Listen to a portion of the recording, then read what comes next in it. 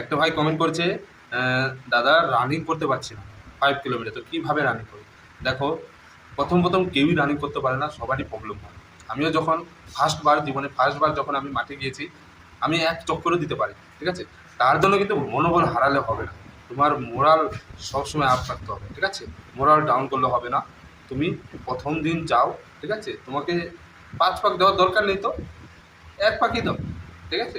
কিন্তু প্র্যাকটিসটা করতে হবে, ঠিক আছে?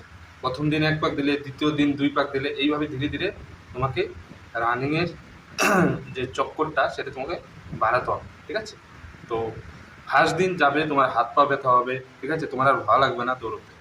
তো তাই বলে কিন্তু হার মারলে হবে না, তোমাকে কন্টিনিউ প্র্যাকটিসটা জারি রাখতে হবে। এইভাবে যদি ধীরে ধীরে প্র্যাকটিসটা করো, তাহলে তোমার 5 কিলোমিটার রানিং 1 থেকে 1.5 মাসের মধ্যে কিন্তু তোমার কমপ্লিট হয়ে যাবে। বোঝাতে পারলাম? ভিডিওটি ভালো লাগে, ভিডিওটি অবশ্যই একটা লাইক করে নিও।